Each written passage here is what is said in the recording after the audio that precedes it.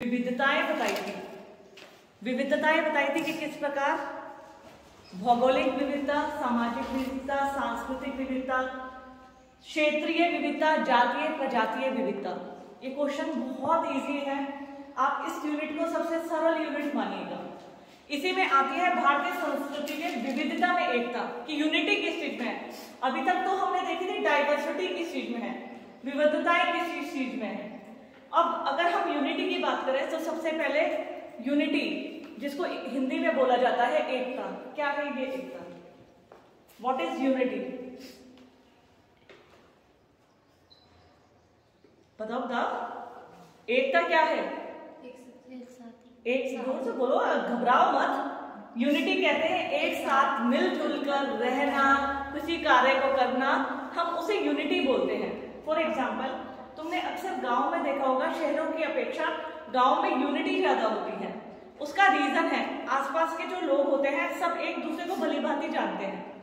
देखा होगा जब गांव में शादी होती है तो पूरी शादी में गांव पूरा एक साथ एकजुट हो जाता है, एक दूसरे की मदद करना। जैसे लड़की की शादी होती है, लोग पेड़ों से लकड़ी काट कर लाते हैं, चूल्हे बनाते हैं, औरतें महिलाएं मिलजुल कर खाना बनाती हैं। ये हमारी कहीं ना कहीं एकता का प्रतीक है। और ये एकता, अगर हम भारत की बात करें, भारत में एकता जो है विभिन्न क्षेत्रों में देखने को मिलती है। आज अगर हम विभिन्न डिजास्टर की बात करें, आपदाएं जब आ जाती हैं, चाहे वो केदारनाथ त्रासदी थी या केरल में आने वाली बाढ़ थी, हमने देखा किस तरह पूरा भारत सब मिलजुल कर एक हो गया। जब ऐसी आपदाएं आ जाती हैं तो सब मिलजुल कर एक साथ किसी कार्य को करते हैं। इसी प्रकार तुमने देखा होगा जब कभी हमारे पड़ोसी राज्यों के साथ कभी जब भारत पाकिस्तान युद्ध हुआ था, भारत चाइना विवाद हुआ था, तो इतनी यूनिटी सब में पैदा हो गई थी, सब मिलजुल कर, सब बढ़ चढ़ कर हिस्सा लेना चाहते थे। या अगर हम स्वतंत्रता प्राप्ति की बात करें तो देश को आजाद कराने का जुनून भारत के हर चप्पे चप्पे में मौजूद था। आज हम उसी यूनिटी की बात कर रहे हैं, उसी एकता की बात कर रहे हैं। अक्सर आपके एग्जाम में एक क्वेश्चन आता है, भारतीय समाज और संस्कृति में विविधता में एकता बताइए कि यूनिटी किस किस चीज में पाई जाती है। सिमिलरली कली जैसे है, जैसे भौगोलिक एकता, जैसे भौगोलिक विविधताएं थी ना, यहाँ हमारा हिमालय पर्वत था, मैदानी क्षेत्र, पठारी क्षेत्र, रेगिस्तान। लेकिन अगर हम इसको विविधता माने, विविधता होने के बाद भी सभी लोग यहाँ मिलजुल कर रहते हैं।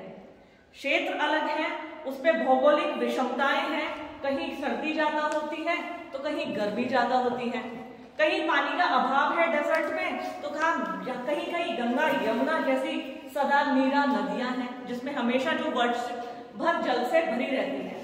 और ऐसे में भौगोलिक एकता किसे कहते हैं? ऐसे में भौगोलिक एकता कहते हैं जिसको जो कमी है, मान लिया जिसके पास पानी नहीं है तो हमने नहरें बनाकर उन तक पानी पहुंचा दिया।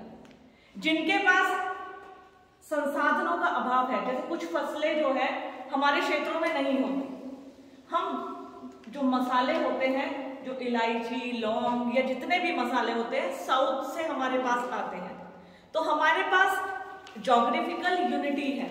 हमारे पास जौ मौजूद नहीं है, हम दूसरे राज्यों को भेजकर वो राज्य हमारे पास भेज देते हैं। हमें कभी भी किसी कमी का एहसास नहीं होता है, चाहे वो जल हो, चाहे विद्युत हो।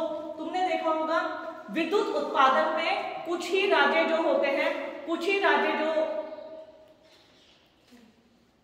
बाद में डिस्कस कर लेना, कुछ ही राज्य जो होते हैं जो विद्युत उत्पादन करते हैं। विद्युत उत्पादन में क्या होता है, कुछ राज्य जो विद्युत उत्पादन करते हैं उनमें जो बिजली एक्स्ट्रा हो जाती है, जैसे हमारा उत्तराखंड अन्य राज्यों को बिजली देता है। तो ऐसे में भौगोलिक विषमता होने के बावजूद अगर हमारे पास कुछ चीज ज्यादा है तो हम दूसरे राज्यों को, दूसरे क्षेत्रों को वो चीज अपनी दे देते हैं, बदले में आदान प्रदान, विनिमय।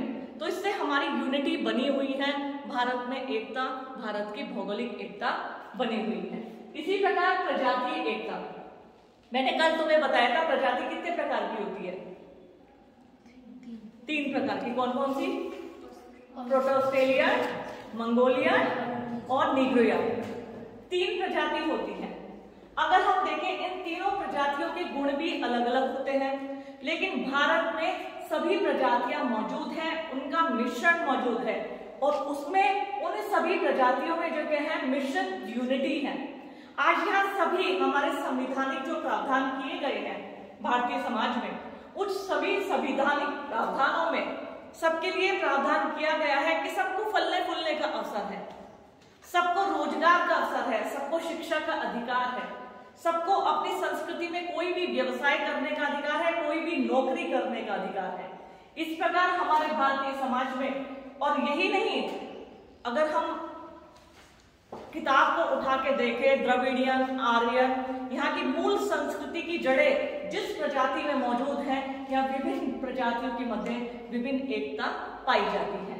इसी प्रकार सांस्कृतिक एकता, कल्चर यूनिटी। कल्चर यूनिटी का उदाहरण आप कुछ मुझे बताएंगे सांस्कृतिक एकता का? मैंने बताया था फेस्टिवल्स होते हैं। दुर्गा पूजा फेस्टिवल कहाँ का है? बंगाल का। आपके यहाँ दुर्गा पूजा आयोजित होता है आपके शहर में? होता है? अरे वाह, बड़ी अच्छी बात है। गणेश उत्सव जो है वो कहाँ का फेस्टिवल है? महाराष्ट्र का। आपके यहाँ गणेश उत्सव होता है? अरे वाह, ये तो बहुत अच्छा उदाहरण है। ये उदाहरण है सांस्कृतिक विविधता का। मैं भोजन की बात करूं तो आपके शहर में छोले भटूरे मिलते हैं? डोसा, इडली, सांभर मिलता है? अरे वाह, आपके यहाँ तो मुझे छोले भटूरे खाने पंजाब जाना ही नहीं पड़ेगा, यहीं मिल जाएगा सब सामान। चाहे पहनने के आभूषण हो, चाहे पहनने के वस्त्र हो, खाने का सामान हो, सांस्कृतिक विविधताएं, चाहे हम उन दुर्गा पूजा की बात करें, चाहे गणेश उत्सव की बात करें, हम किसी भी तीज त्योहार की बात करें, तो यहाँ पर हमें सब एक जगह पे मिल सकता है, क्योंकि भारत में सांस्कृतिक एकता है, कल्चर यूनिटी है। ये एग्जाम्पल है कल्चर यूनिटी का। यहाँ के जहाँ के लोकगीत होते हैं, संगीत होते हैं, हम अक्सर देखते हैं स्कूल, कॉलेजेस या अन्य अवसरों पर फेस्टिवल्स होते हैं। फेस्टिवल में हम पंजाबी, राजस्थानी, गुजराती गीतों पे नचते, उनका गायन भी सुनते हैं।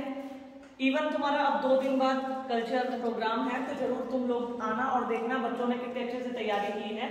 तो हम इन सब चीजों का आनंद लेते हैं। ये साक्षात उदाहरण है कल्चर यूनिटी का, मतलब सांस्कृतिक एकता का। ये सब हमें बताते हैं ना, आज हम बैठे ही सहज ही आभास कर सकते हैं, किसी खाने का आनंद ले सकते हैं। जरूरी नहीं है हम उसी क्षेत्र में जाकर लें, हम अपने घर बैठकर भी ले सकते हैं, क्योंकि हमारे यहाँ कल्चर यूनिटी भारत में पाई जाती है। इसी प्रकार धार्मिक एकता, हमारे यहाँ सभी धर्मों के, किसी भी शहर में चल जाइए तुम्हें मंदिर, मस्जिद, गुरुद्वारा, गिरजाघर सब मिलेंगे। और ये नहीं है कि तुम्हें किसी प्रॉपर क्षेत्र में जाकर ही वहां पर, हाँ मंदिर कई बार क्या होता है, जैसे कोटद्वार की पहचान है सिद्धबली मंदिर, केदारनाथ की, अगर आप चमोली की साइड जाएंगे तो वहां केदारनाथ मंदिर जाएंगे, आप बद्रीनाथ मंदिर जाएंगे तो वो वहां की पहचान होती है। तो यहाँ ऐसा नहीं है अगर कोटद्वार में सिद्धबली मंदिर है तो यहाँ मस्जिद नहीं है, यहाँ मस्जिद भी है, यहाँ गुरुद्वारा भी है, यहाँ का गिरजाघर तो बहुत फेमस है, चर्च। अक्सर क्रिसमस में मैं देखती हूँ बहुत भव्य मेले का आयोजन किया जाता है। तो कहने का मतलब भारत में सभी धर्मों को फलने फूलने का समान अवसर है। आपने यदि हमारे मौलिक अधिकार देखे होंगे तो मौलिक अधिकारों में ये कहा भी गया है, आप किसी भी धर्म को मान सकते हैं, किसी भी धर्म को अबाध रूप से मान सकते हैं, किसी भी धर्म को का पालन पोषण कर सकते हैं। तो इस प्रकार भारतीय समाज में धार्मिक एकता भी है। सामाजिक एकता, सोशल यूनिटी की बात करें, देखिए सोशल यूनिटी की अगर तुमसे बात करें तो जिस प्रकार पहले विषमताएं थी समाज में, ब्राह्मण, क्षत्रिय, वैश्य, शूद्र या छुआछूत, अछूत, कुछ इस तरह की प्रथाएं मौजूद थी कि जो बड़ा अमानवीय व्यवहार था। मैं तो बिल्कुल उसको ऐसी दृष्टि से देखती हूँ कि बिल्कुल भी इससे अच्छा तो जानवरों के साथ व्यवहार किया जाता था, तो ये होना ही नहीं चाहिए था। लेकिन आज की तारीख में यदि हम बात करें तो कहीं ना कहीं जो हमारा आर्टिकल, अनुच्छेद बनाए गए हैं, अनुच्छेद 15 और 17, धर्म 15 कहता है धर्म, मूल वंश, जाति और लिंग, इसके आधार पर किसी व्यक्ति के साथ कोई भी भेदभाव नहीं किया जाएगा। अनुच्छेद कहता है 17 कहता है अंत कर दिया गया है, यानी छुआछूत का अंत कर दिया गया है। कोई व्यक्ति किसी के साथ छुआछूत नहीं करेगा। कई बार ऐसा होता था कि जो शूद्र कास्ट होती थी, एससी कास्ट, लोग उनके घर जाते नहीं थे, उनका छुआ भोजन नहीं करते थे, उनको ऐसे मानते थे। केरल में तो इस तरीके का अमानवीय व्यवहार होता था कि महिलाओं को वस्त्र, मतलब ऊपर के वस्त्र, आभूषण, छतरी लेना, टोपा लेना, चप्पल जूते पहनना, इनका अधिकार नहीं था। लेकिन हमारे संवैधानिक प्रावधानों से आज कहीं ना कहीं इस सब चीज का अंत हुआ है। इसका साक्षात उदाहरण है बड़े बड़े नगरों, महानगरों में अब ये नहीं देखते कि सामने वाले फ्लैट में कौन रह रहा है, कि किसकी शादी है। अगर आमंत्रित किया है तो बड़े उल्लास से खुश होकर सब एक दूसरे के यहाँ जाते हैं, एक दूसरे का पका भोजन करते हैं। पहले तो गांव में पहले देखते थे कि भोजन किसने बनाया है। आज तुम जब रेस्टोरेंट में जाते हो तो बैठ के पूछते हो, भैया पहले अपने बावर्ची का नाम बताओ, उसकी कास्ट बताओ, तुम्हें तो चाउमीन और डोसा खाने से मतलब है, और वो बनाया किसी ने भी हो, हम इसको नहीं पूछते। क्योंकि आज व्यक्ति का महत्व बढ़ गया है, उसकी कास्ट का नहीं, व्यक्ति के इंपॉर्टेंस है। आज इंपॉर्टेंस दी जाती है स्किल्स को। एक अगर शूद्र जाति का व्यक्ति, एससी कास्ट का व्यक्ति बहुत अच्छा पका लेता है, बड़े बड़े होटल्स उनको हायर करते हैं, अच्छी अच्छी स्मार्ट सैलरी देके हायर करते हैं। मैं देखती हूँ एक से एक कैटेगरी के लोग जो है विदेशों में जाकर भोजन पका रहे हैं और अपनी सर्विसेज दे रहे हैं। तो वो ये जीता जाता उदाहरण है सामाजिक एकता का, सोशल यूनिटी का, जिसको हम पहले बहुत ज्यादा मानते थे। आज हम ही उससे क्या कर रहे हैं, बिल्कुल दूर हटते जा रहे हैं। आज क्योंकि हमारे अंदर भेदभाव नहीं रह गया है। पहले स्कूल, मंदिर, सार्वजनिक जल, अब मंदिर में जब हम जाते हैं थोड़ा देखते हैं ये हमारे बराबर से कौन गुजर रहा है। ठीक है, पुजारी टीका लगाते समय पूछता थोड़ा पहले अपनी कास्ट बताओ, अपना धर्म बताओ, ऐसे पूछता कोई? सबके साथ समान व्यवहार किया जाता है। कोई भी जाए, चाहे प्रसाद वितरण हो, चाहे कहीं भी, ऐसी कोई भी छुआछूत की अवधारणा अब सोसाइटी में रह ही नहीं गई है। वो तो कई बार क्या होता है, जैसे इलेक्शन चले, माहौल ऐसे बना दिया सांप्रदायिकता का, जातिवाद का, जबकि खुद अगर हम इलिटरेट नहीं है, हम साक्षर निरक्षर नहीं है कि जो हमें बताया जाए ऐसा हो रहा है, कहाँ हो रहा है, बिल्कुल भी नहीं हो रहा है। पढ़ने में आप अगर इंस्टीट्यूट की बात करें, स्कूल, महाविद्यालयों की बात करें, तो हमारे सामने जितने भी बच्चे बैठे हैं सब इक्वल हैं। हमें ये नहीं पता कि इस बच्चे की कास्ट क्या है, बेटा तुम्हारी कास्ट क्या है या मेरी कास्ट क्या है, तुम्हें भी नहीं पता है मैं किस जाति की हूँ। तो ये सबसे बड़ा यूनिटी का उदाहरण है कि आज भारतीय समाज में सामाजिक एकता पाई जाती है। इसी प्रकार भाषाई एकता, लैंग्वेज यूनिटी। देखिए भाषाई एकता, जब विभिन्न भाषा के लोग अलग अलग हैं, लेकिन आज तुम दिल्ली यूनिवर्सिटी चले जाओ, पूरे भारत के लोग तुम्हें दिल्ली यूनिवर्सिटी में पढ़ते मिलेंगे। अगर तुम ऐसे बड़े बड़े कॉलेजेस में जाओगे तो तुम्हें साउथ का व्यक्ति भी मिलेगा। एक बार मुझे मौका मिला था एक ट्रेनिंग को करने का, उस ट्रेनिंग पे पूरे भारत से लोग आए हुए थे। कुछ ऐसे लोग थे जिन्हें हिंदी समझ में ही नहीं आती थी, लेकिन सहज कैसे चला गया, कैसे बीत गया हमारा टाइम, हमें पता ही नहीं चला। उन्होंने अपनी भाषा के कुछ शब्दों को मुझे सिखाया, मैंने उनको हिंदी सिखाने की कोशिश की। जैसे लद्दाख से भी आए थे, कश्मीर से भी आए थे, इधर राजस्थान, गुजरात, केरल, कर्नाटक, तमिलनाडु, सब आंध्र प्रदेश, उड़ीसा, सब जगह के लोग वहां पर थे, वेस्ट बंगाल। तो सबके लोगों से मिलने का मौका मिला, सबकी संस्कृति को जानने का मौका मिला।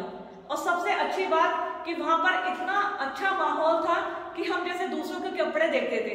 मैं हमेशा साड़ी, सूट, तो असम की मेखला चादर होती है, असम में साड़ी 2 पार्ट में डिवाइड होती है, उसको मेखला चादर बोलते हैं। तो मैंने उनसे वो मेखला चादर को पहनना सीखा, फिर मैं वहां से मेखला चादर खरीद के लाई और मेरे पास है। कहने का मतलब हमने कल्चर एक्सचेंज करा, अपनी संस्कृति का आदान प्रदान करा। और उनकी लैंग्वेज जब हमने कुछ कठोर शब्दों को उनसे सीखा, इसका मतलब क्या होता है, बड़क्कम, बड़क्कम मतलब क्या होता है, हाँ, तो उनके यहाँ जैसे आदर सम्मान करना, धन्यवाद के लिए क्या होता है, तो ये क्या होता है, हमने लैंग्वेज इंटरचेंज की, हमने उसका आदान प्रदान किया भाषा का, और इतना अच्छा लगा, समय का पता ही नहीं चलता था। तो हमारे भारत में भाषाई एकता भी पाई जाती है। तभी तो यहाँ आज सभी धर्मों के, सभी जातक के, सभी भाषा के लोग एक साथ मिलकर रहते हैं। इसी प्रकार यहाँ पे कलात्मक एकता, कलात्मक अगर हम किसी भी चीज को कहें, देखो कला का तो कोई सीमा ही नहीं है। कला की अगर हम पेंटिंग्स, लोक नृत्य, लोक गायन, हमारी कथाएं, परंपराएं सब की बात करें तो ये सब कला की श्रेणी में आती है।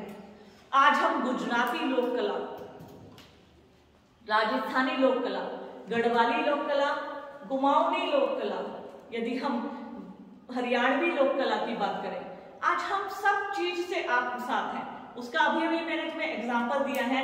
जितने भी गीत होते हैं, जितने भी नृत्य होते हैं, हम उनको बहुत अच्छे से जानते हैं। कहीं ना कहीं हम रूबरू भी हुए हैं, चाहे भोजन को ले, चाहे उनके हैंडीक्राफ्ट को ले, चाहे हम अपनी संस्कृति को ले। हम कभी कहीं घूमने जाते हैं तो वहां की कुछ चीजों को लेके आते हैं, अरे ये यहाँ से लेकर चलते हैं, अपनी याद रखेंगे कि यहाँ की ये मशहूर ये हैंडीक्राफ्ट यहाँ से हम लेकर आए थे। जैसे अक्सर जब हम समुद्र तटीय इलाकों पर जाते हैं तो वहां पे मोती और सीप, इनसे बनी हुई चीजें बहुत फेमस होती हैं। मैं देखती हूँ हमारे उत्तराखंड में चीड़ का पेड़ बहुत होता है। नैनीताल साइड तुम जाओगे तो वहाँ चीड़ के पेड़ के जो होते हैं फूल, छोटे फूल जो होते हैं कभी बड़े, तो उनसे बहुत सारे हैंडीक्राफ्ट बनते हैं। हमारे लिए तो वो आम है, हम तो उसे चूल्हे में भी डाल देते हैं जब कभी कुछ नहीं हो तो वो बहुत, क्योंकि उसमें लीसा होता है, वो भर भरा के जलता है, सूखा होता है, तो हमारे लिए तो वो कॉमन सी चीज है। लेकिन जब मैं, अब आजकल इंस्टाग्राम का जमाना है, मैंने देखा इंस्टाग्राम में एक लेडी जो है अपने घर को बहुत अच्छे से डेकोरेट करती रहती है। मुझे भी डेकोरेशन का, क्राफ्ट का बहुत शौक है। तो उसने स्टील की छोटे छोटे जो फूल होते हैं उन्हें कलरफुल, कोई गोल्डन, कोई सिल्वर करके सजाया है। वो इतना अच्छा लगा, तो मैं सोची थी ये तो हमने सोचा ही नहीं था। हमारे यहाँ तुम लैंसडाउन की साइड पहाड़ों पे जब हम चढ़ते हैं तो फर्न करके पौधा, पानी की वाली जगह पे से जगह जगह असंख्य पौधे निकले रहते हैं। हमारे लिए कॉमन से है, हम वन विभाग में टहलने चले जाएंगे, इवन कॉलेज के इधर उधर सब जगह मिलेंगे। बड़े बड़े शहरों में फर्न नहीं होता। वो यहाँ जब आते हैं ऐसा कहते हैं जब पहाड़ पे जाओगे तो फर्न जरूर लेके आना। जो भी प्लांट लवर्स होते हैं तो वो उसका महत्व जानते हैं। हमारे लिए तो ये कॉमन सी चीज है, जैसे घास उगती है ऐसे फर्न उग जाता है। तो लेकिन जब वो उनके घर में सजा देखा मैंने कहा ये तो हमारे यहाँ नाली में उगे रहते हैं। तो इसको उन्होंने अपनी सजा के इतना अच्छे से हाईलाइट किया। फिर मैंने एक चीज नोटिस की, लैंसडाउन जब हम जाते हैं वन विभाग की नर्सरी है, उसी फल की अच्छी वैरायटी को वहां नर्सरी में तैयार किया जा रहा है और दूसरे राज्यों में भेजा जा रहा है। कहने का मतलब तुम्हें मैं यही बता रही हूँ कि जो हमारे पास चीज एक्स्ट्रा है हम दूसरों को भेज रहे हैं। हमें एरिका पाम, बहुत सारे पौधे ऐसे अच्छे लगते हैं, हम नर्सरी से खरीद के लाते हैं। लेकिन क्या तुम जानते हो पश्चिम बंगाल में ये कूड़े के भाव, जैसे हमारे फर्न उगती है एरिका पाम, उनके ऐसे जंगल के जंगल खड़े रहते हैं। हमारी वेदर के अनुकूल हमारे यहाँ वो होते नहीं है। अगर हम उसे नर्सरी से खरीद के लाते हैं तो हम उसे बच्चे की तरह पाल पोसते हैं। रोज सुबह उठकर पानी देना, टाइम से खाद देना, कि बस ये रहे, अच्छा लगता है देखने में। क्योंकि मैं खुद एक प्लांट लवर हूँ, मेरे पास प्लांट्स की असंख्य प्रजातियां हैं। इतने से लेके इतने बड़े प्लांट्स तक मेरे पास कई 100 प्लांट्स हैं। तो मुझे बड़ा शौक है इस चीज का। जब भी मैं कहीं किसी स्टेट में जाती हूँ तो मैं देखती हूँ कि कौन कौन से प्लांट फेमस है। तो कहने का मतलब जो हमारी कलात्मक एकता है ये इसका जीवंत उदाहरण है। अभी तो हमें चीड़ का पौधा वो आम सा लिख रहा है। जब उन्होंने डेकोरेशन को देखा और जो वहां नैनीताल में डेकोरेशन वाले पीस बिक रहे हैं, हमें लग रहा है कि तो हमारे पहाड़ों पे कूड़े में पड़े रहते हैं। लेकिन उसकी वैल्यू आप देखिए ना, अगला आदमी जो खरीद के ले जा रहा है उसके लिए वो वैल्यूएबल है। हमारे लिए शंख हमें मिलते नहीं है। और यदि आप समुद्र के किनारे जाओगे तो तुम्हें पैरों में आते हुए छोटे बड़े बड़े शंख मिल जाएंगे।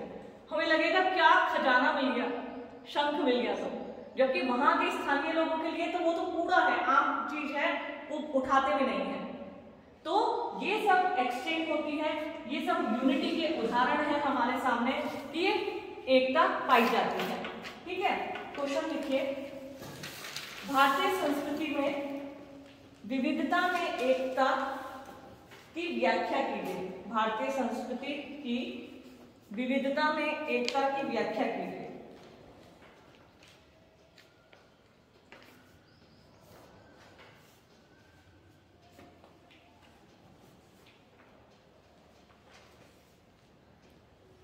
देखो बच्चों, आपके इंडोर गेम्स चल रहे हैं, कल्चर प्रोग्राम हो रहे हैं, आप लोग पार्टिसिपेट नहीं करते हैं? क्यों क्यों नहीं करते हो? गेम्स में इंटरेस्ट नहीं है, कल्चर डांस वांस में, नाटक में इंटरेस्ट नहीं है? नहीं तो मैम ने बुलाया था, किया था, फिर मैच नहीं हो रहा था, डांस मैच नहीं हो रहा था, किया नहीं है काफी टाइम से, तो इस वजह से वो देखो थोड़ी देर मेरी एक बात ध्यान में रखना, कंपटीशन चाहे कोई भी हो, इवन जो स्पोर्ट्स हो, कल्चर कंपटीशन हो, या तुम्हारी ये जो हमारी नौकरी के लिए हमारे बहुत सारे कॉम्पिटिशन्स होते हैं, कंपटीशन कठिन भी होते हैं और आसान भी होते हैं।